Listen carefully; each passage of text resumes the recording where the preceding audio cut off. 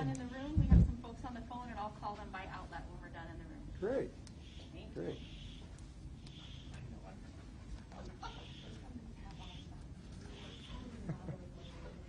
What's that?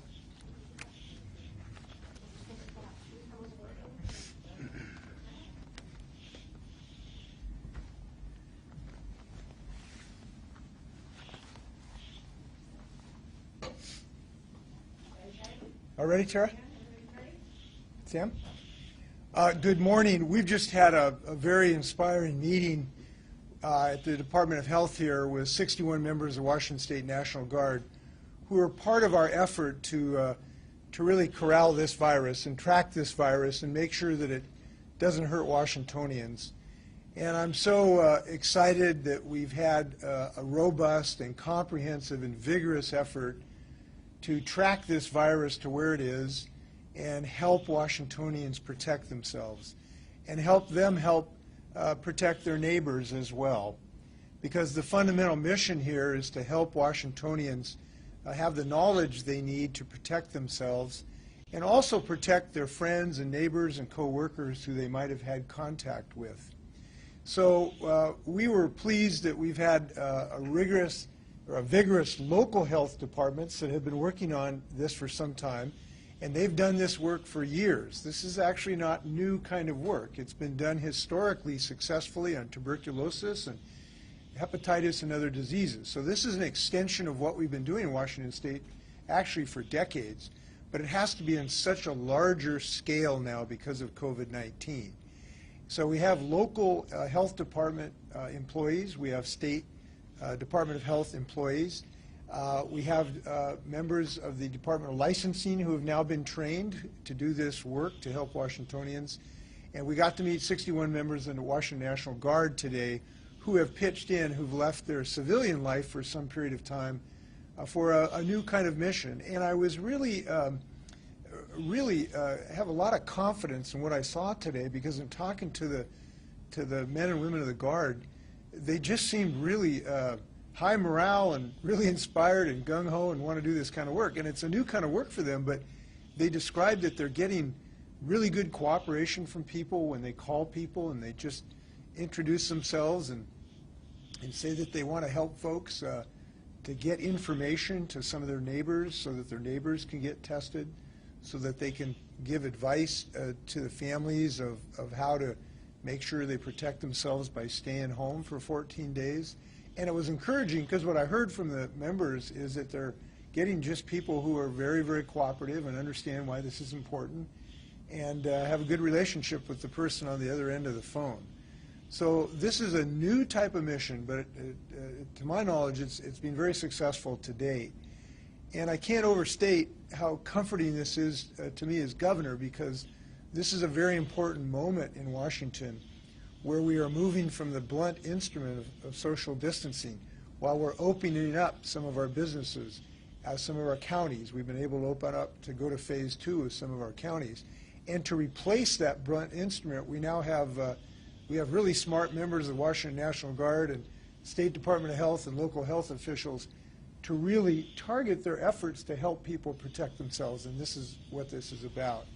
I want to stress something, too, that we have been very dedicated to training the members of the Guard to understand the importance of privacy, to understand the importance of confidentiality, to understand that we're there to help people, not to police them, to ask them to do things voluntarily.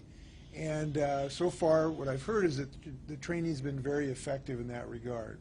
And privacy is very important to us. This is information that we look at as treasured information that is not to be shared with anyone except the people who need to be contacted.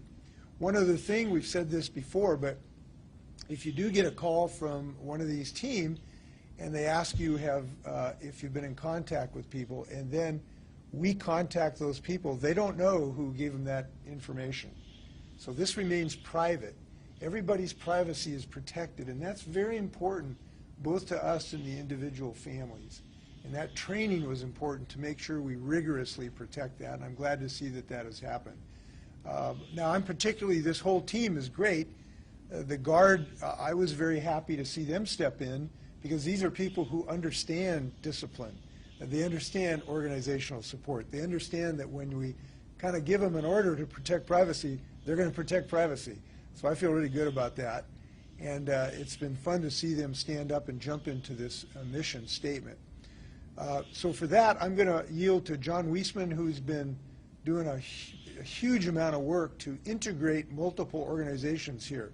This is not just one organization working on the most important mission in the state of Washington, which is contact tracing. It's multiple agencies, and John has been doing a great work integrating these multiple groups that are doing great work right now. John.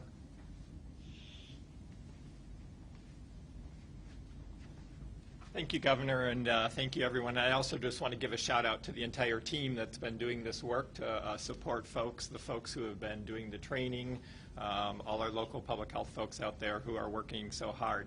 I do want to, again, put this in context, that this is all of us doing our part. And we're really pleased with this part about tracking the virus and trying to protect people and let people know if they've been exposed.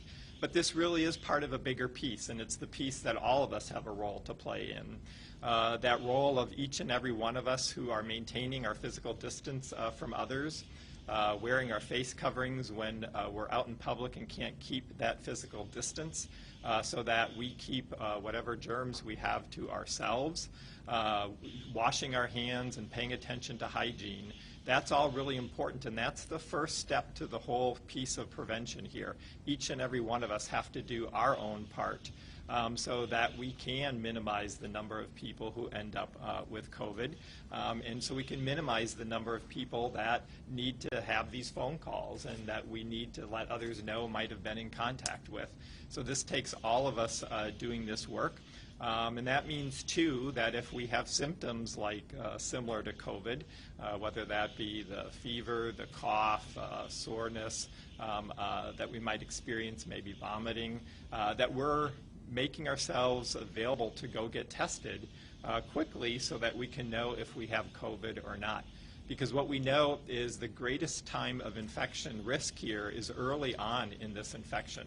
So if all of us can do that work, that means we have to rely less on the case and contact kind of work of tracking the virus and who might have had this, and needing to minimize the outbreaks that we have as well, where public health staff need to go in and investigate what might be an outbreak in some place, whether that's a work site, a farm, worker housing, whatever that might be. So we're really thrilled that we have the National Guard stepping up along with public health, along with the Department of Health staff and Department of Licensing staff. My main message and takeaway is that we all have a role here in prevention, and it starts with each and every one of us as individuals. That's why you see us here wearing our masks if we're not able to keep the 6 feet, and we do our best to keep 6 feet. I'm at least 6 feet away from the governor. And each of us can do those things, and while those may seem small, they make a huge difference. And it's how we're going to get through this together. And we are going to get through this together by all of us playing our part. So with that, as part of playing the part, we have Lieutenant Colonel Chris Pana, is that how I say it? Panish, who is helping lead our Guard folks who are working with us, and we want to give him a chance to address you as well. Thanks. Thank you, Mr. Secretary. Thank you, Governor. This is a great mission for us. The National Guard has a long history of helping out our neighbors in the state of Washington for many, many years, and this is no different. This is a situation where Guardsmen from all over the state that live in the communities of the entire state are happy to partner with Department of Health on this mission. One of the unique things about this mission is we don't have a whole lot of training in this mission when we first come to the table, but we've had a lot of great instruction from our partners at Department of Health, who rigorously developed this program in partnership with some of the folks from the National Guard. We tested the training. Our folks went through the training. They're all very, very willing to help out and be a part of this great team. So all the folks that are upstairs that are making the calls have had a great opportunity to learn from Department of Health, be under the direct supervision of Department of Health, and again, we're volunteering to do this job, and it's been very fulfilling. The overwhelming majority of the phone calls that we've made have been very positive. Which is a little it was very refreshing for our folks to receive those positive contacts, and it's been a great mission for us thus far. And we're just really happy to be here. We've had great support from Department of Health, and we look forward to however we can serve. Thank you, Governor. Sir, before you step away, if you could just get your name, rank, and serial number and stuff. Last name, please spell it, please. Lieutenant Colonel Chris Panish, P-A-N-U-S-H. And Chris is common spelling. Yes. Thank you. A couple things I want to add before questions. We'd heard comments that the guards would be taken off of federal duty on June 24th, and we're going to need them a lot longer than that. And we are going to be quite vocal with, I know governors, Republican and Democrat across the country, who want to keep our guard on duty, and because we desperately need them, but also because they deserve retirement and educational benefits that they would get if they're on duty for 90 days. So we think this was a very short-sighted decision to effectively deny these hardworking people those retirement and pension benefits. So we hope that will be reversed by the administration. I know that they're going to be hearing from a lot of people in the United States. The other thing I'll say is that for this mission to succeed, it really takes people to take care of themselves in their home for 14 days after your test. And that's not just the person who's positive, it's everybody in the household. So your kids, your spouse, whoever else is living with you, we all, when we're positive, we need to stay home for 14 days, and that's a challenge sometimes, but it's absolutely necessary to keep people from getting infected, because the chance of infection, of getting out of that household, is extreme. So we are planning on having ways to help families if they have some difficulties, to try to give them support, but it is necessary to really keeping this virus under control, and that's, I'm told the troops who've talked to families so far, families have really understood that, even though that's really difficult. So we feel good about this, of everybody working together. So happy to stand for your questions, or John or the Lieutenant Colonel. Essex? Governor, two questions for you. The first one, would you expand a bit on what you were saying about the National Guard? Can you do the necessary contact tracing if the Guard goes off duty on June 24th? Well, it'll certainly be much. Yeah, the question was, will we be successful if we lose the Guard on the 24th? It'll just be so much more difficult. It'll mean training new people. We've trained, is it 700? 700. I think we've trained now about 700 people in the Guard. We would hate to have to redo that training for a replacement 700 people. The Guards are precious assets right now because they're wonderful people and they're very disciplined and they're trained. So we don't want to have to contemplate that. And I think there's a good chance that this policy will be revisited in the federal government, because governors all across the country are going to be talking to the president about this subject. So I hope that is not the case. Now, there's also the case that we'll have to train more people on top of this. Look, we have to have a success of contact tracing and isolation. It is the only way to be on top of this virus. So failure is not an option here. And if we get some spike, we might have to bring more Guard in, or we might have to bring in more state employees, or we'd be hiring people out of the general public. One way or another, we are going to be on top of this contact tracing thing. It is fundamental to our health in our state. You had another question? Yes, sir. You mentioned the need for people to quarantine should Yes. there be a contact. But will there be any kind of protection for someone's job or income if they're forced to quarantine for 14 days? Yes, we have not done this yet, but we believe we will be able to add to my order that you cannot be fired from your job if you are in isolation.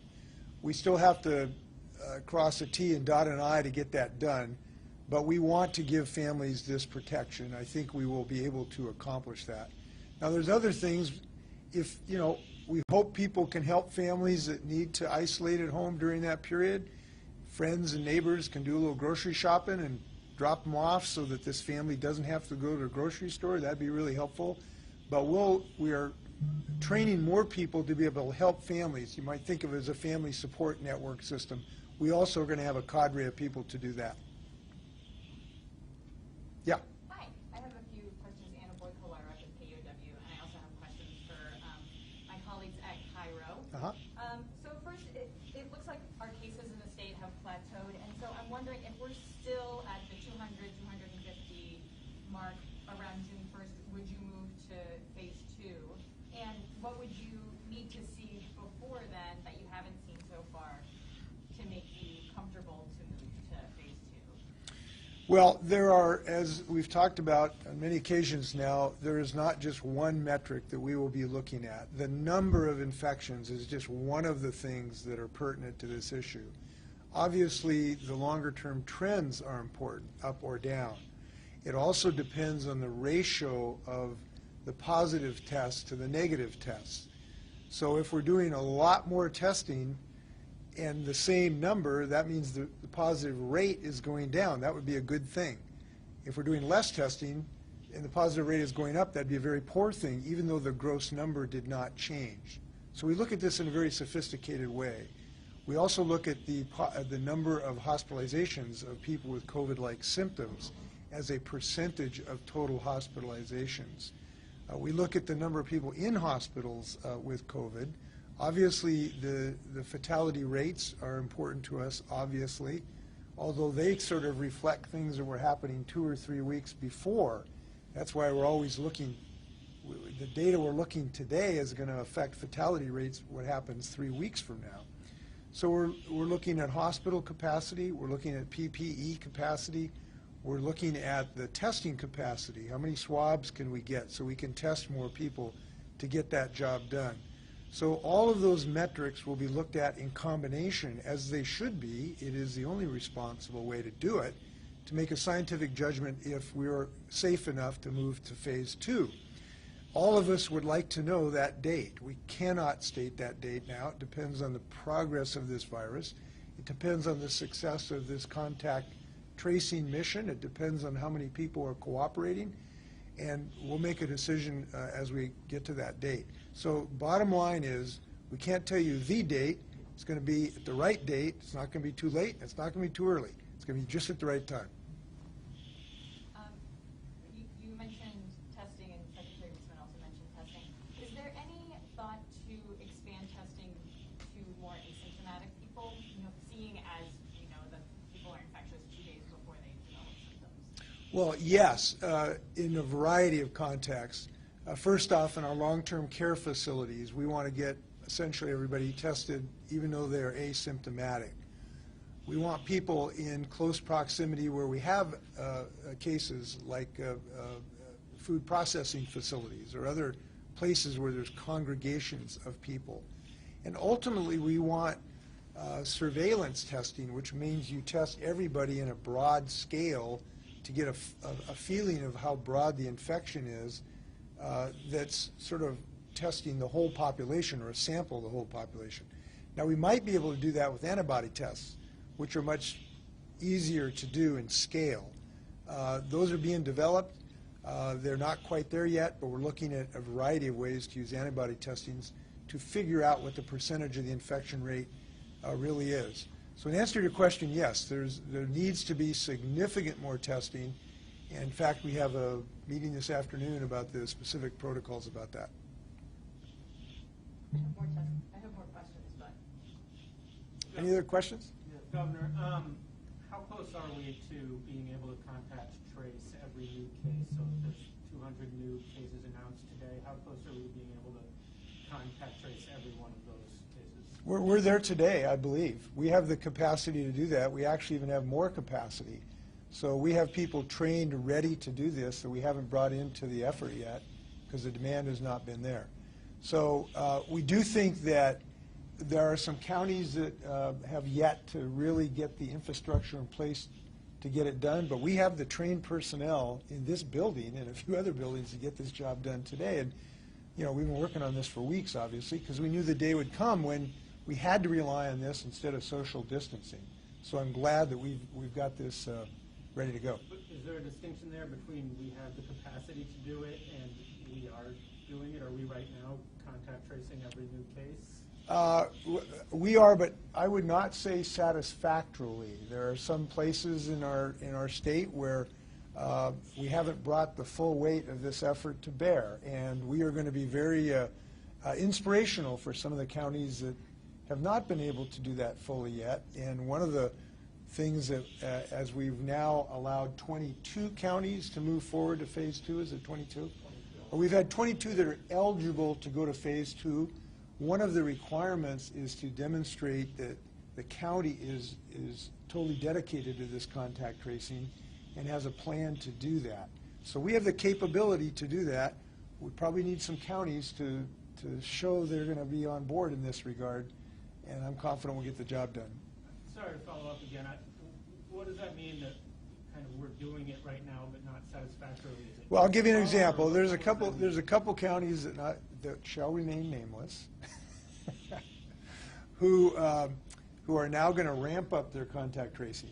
To date, there's a couple places where they've sort of just, told the person who's positive, you need to talk to your friends and talk to them and tell them maybe they want to get a test. Well, that's really not adequate. We need to have a more comprehensive discussion with those people so we can go to the people and make sure that, they know that they need to get tested. But we have the capability to do that. I'm confident it will happen, in part because counties are not going to be allowed to go into phase 2 unless they do demonstrate that effective partnership that we now can provide them. There's no reason not to get that job done right now. Governor, could we ask the Secretary to step up and expand a little bit on that?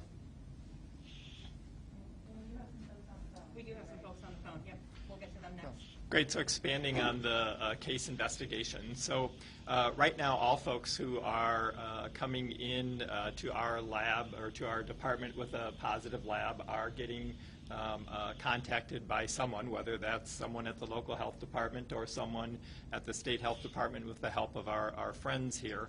And as the governor was saying, as folks became overwhelmed with the number of cases, what a number, and frankly probably everyone did, was basically talk to the person who was positive, ask them to give information to the folks in their household, and any close contacts that they might have had.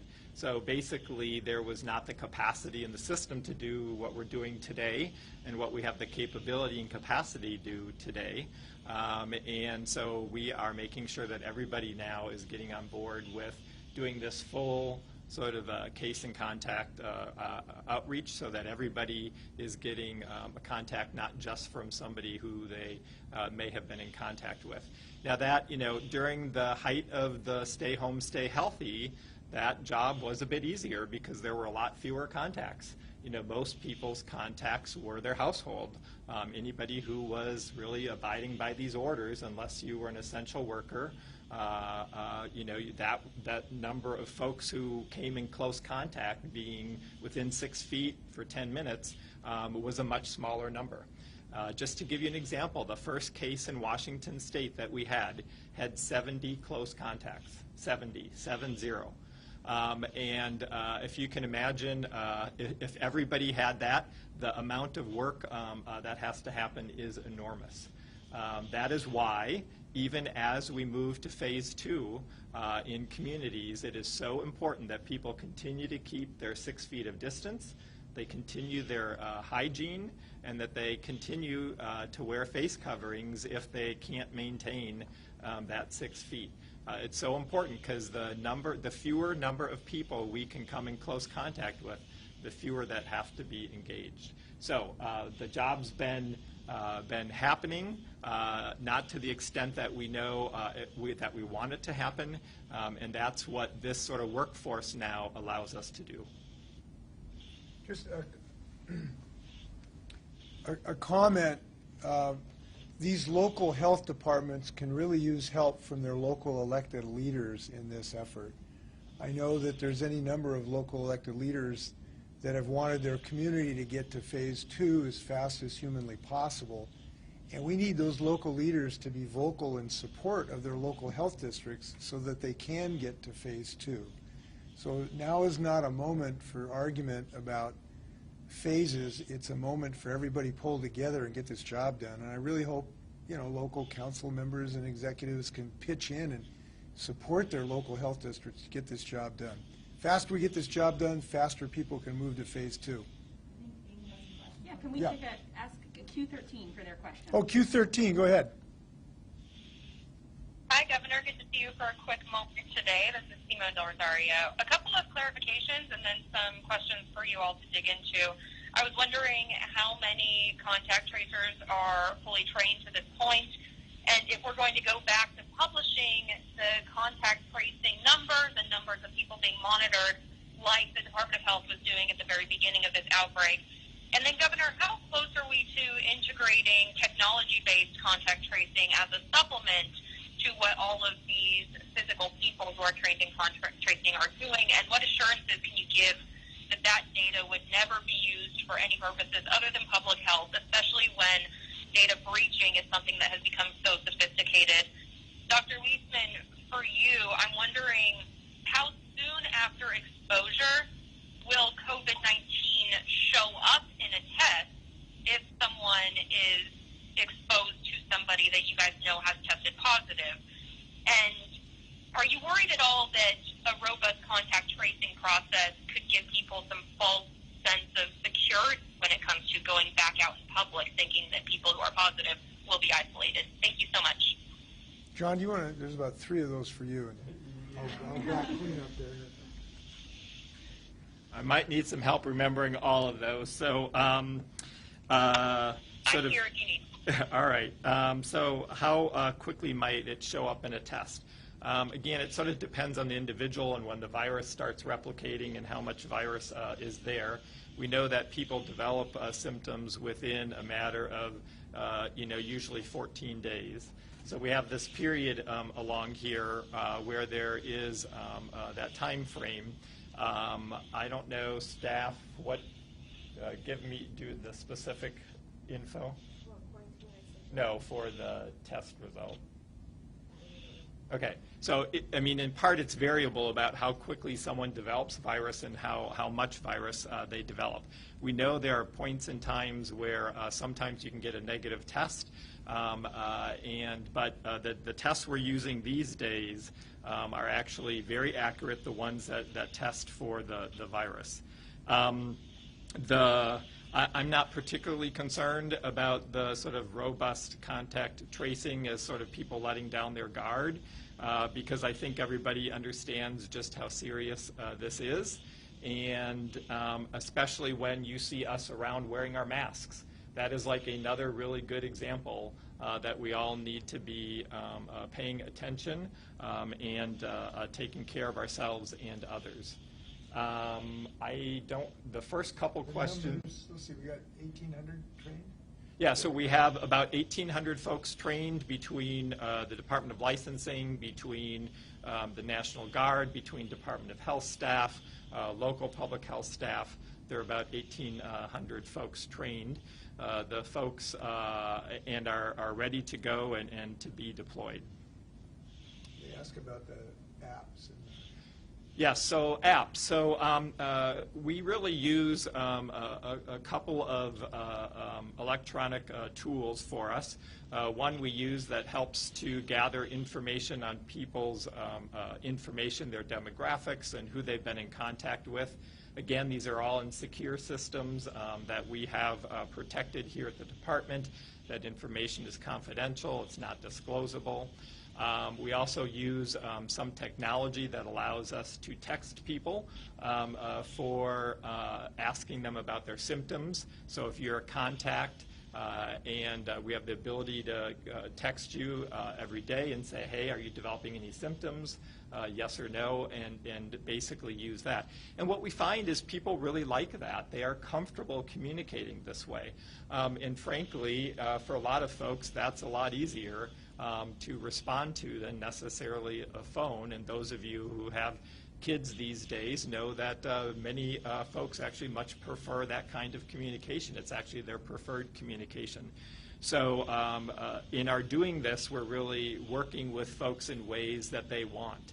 And again, if they don't want to be communicated by text but a phone call, that's actually what we'll do as well.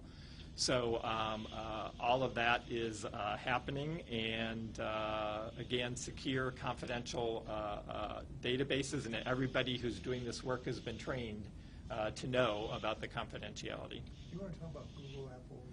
Yes. So many of you have been talking and hearing about the Google and Apple technology that they are working on to deploy to phones that folks could voluntarily agree to, that would help you know if you had been in close contact with somebody who ends up testing positive for COVID.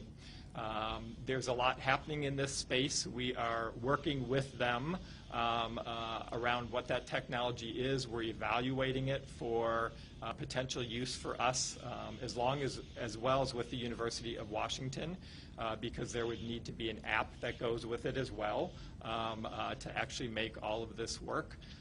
All of it would be voluntary. You have to actively do things to join in the system.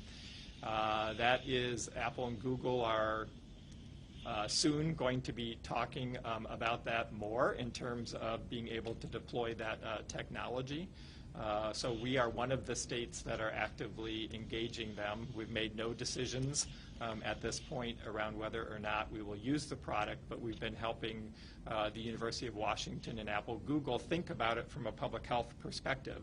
What do we need in public health?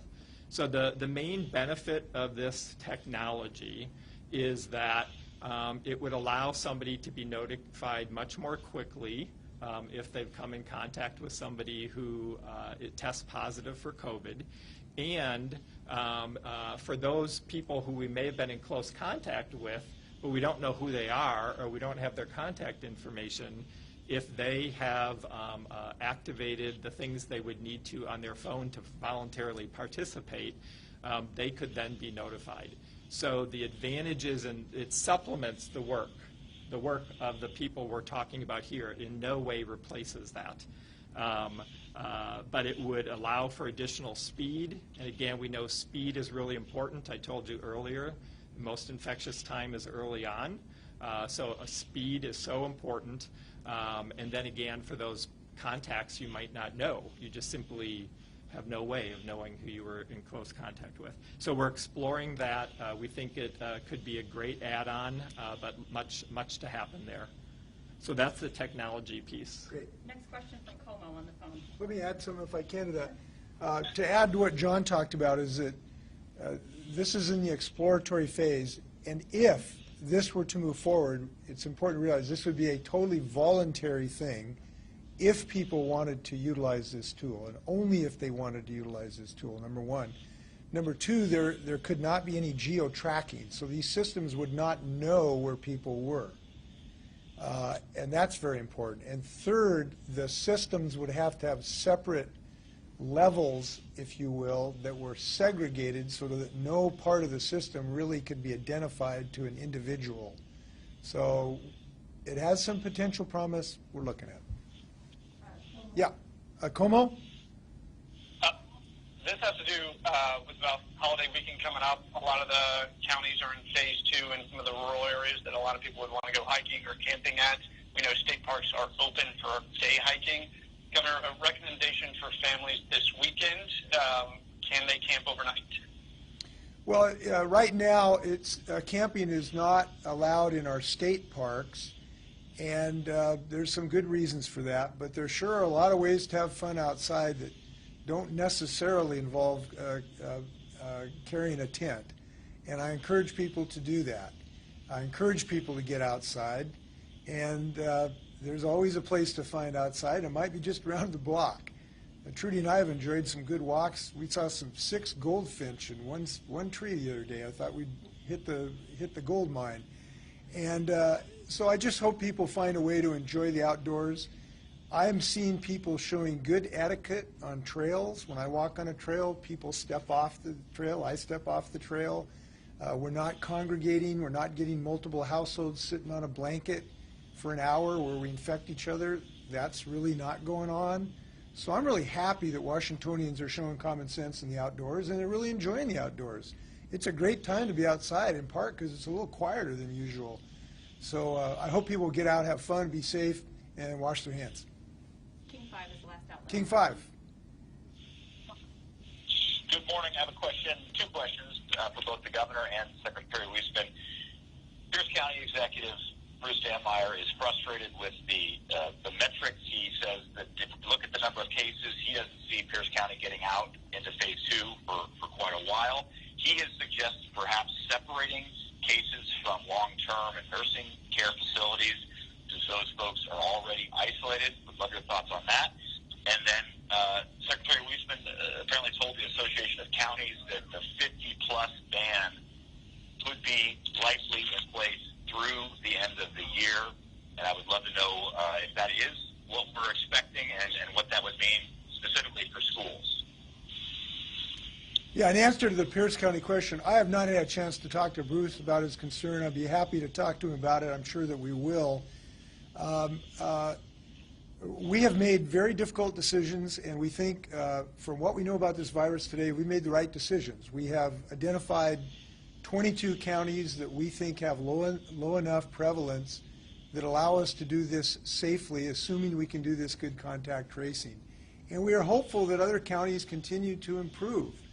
And these things, the criteria that you've seen for the counties in this tranche are not necessarily written in stone for the next 10 years. These are living documents, if you will, and we will continue to look at the data and talk to local officials and a lot of people about them. But at this moment in time, we're making a decision to move forward in a steady, scientifically sound basis, and I think we're making the right decision. And that's why we've had some success. Look, it's not an accident that we've been able to avoid the fate of some other states. It's because we have made decisions that are scientifically sound, and I believe this is another one. But yes, I will talk to Bruce, and we'll continue to talk about these things in the weeks to come. John? So also just adding to that piece, again, right now in long-term care facilities, we don't allow visitors. And so if there are new outbreaks in these facilities, they're likely outbreaks that do represent something happening in the community, because it's a staff member who's been in the community who obviously became infected and is coming in. So while I understand the issue, I think we also have to take the big picture look here about those infections. As the governor has said, in terms of moving to phases, the virus is going to essentially dictate where we go with this, the science and what we see. And we have a lot of control over that, as we've said, and that control is by us doing the things that we've been asking everyone to do, to keep our distance, do our hygiene, stay home. I think, we, as the governor has said, we're not out of the first wave. We are still in it. And as folks have been talking about what might come down the road in terms of the fall and respiratory season, it could be a very challenging time. So the ability to go to phase 4 at some point in time, we first of all have to get to phase 2 and be comfortable with that. We have to get to phase 3, be comfortable with that the data are telling us it's the right thing to do. What we do know is those largest gatherings for public health folks give us most pause.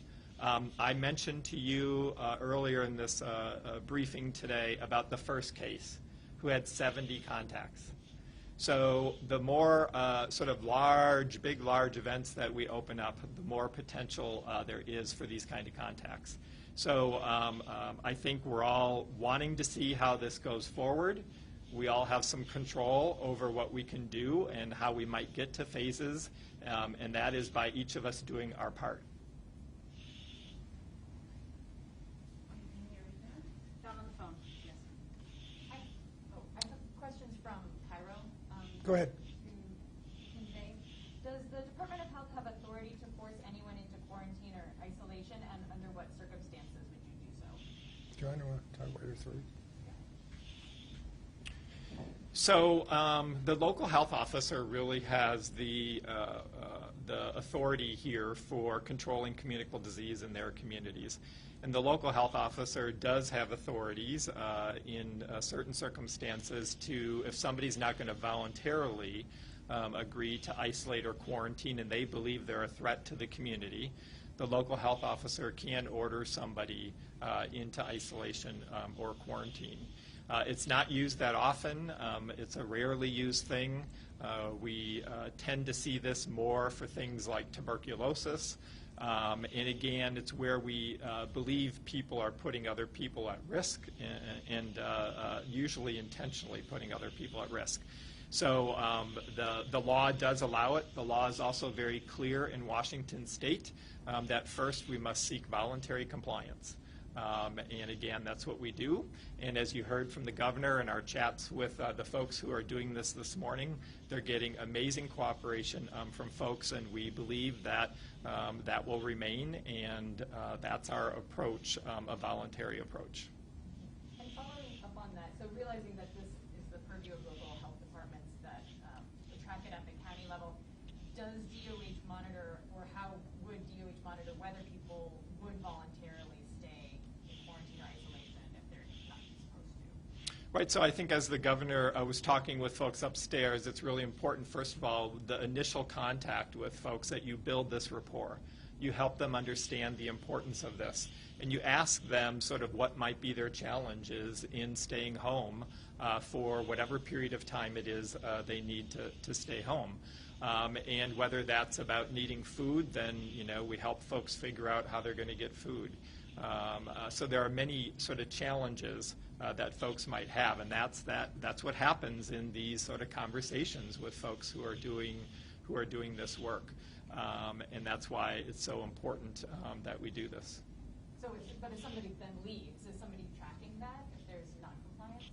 So at this point, we're looking, again, the protocols the governor talked about earlier about beefing those up, that we're having daily contact with someone, either through some of these text messaging, through personal phone calls, really checking in on people in the sense of really, are they being able to be successful, right? This is like, are there needs you have that wouldn't allow you to stay home? So we're doing that, but clearly, we're not putting tracers on people. We're really asking for people's voluntary compliance. And again, I think they understand the importance of this. When you talk to them, they don't really want to be putting other people at risk, and we're there to help them be successful. If I can just kind of summarize what this group is doing, they're a service organization. They're trying to provide service to people, to give them information about this disease and help their friends have information about what it takes to protect themselves. And that's why they're being successful, because people recognize that they're providing a service. And I think that's why the Guard, the Department of Health, have had such a high level of voluntary assistance in this. So we feel good about it. Hope that's going to continue. With that, please be healthy and wash your hands.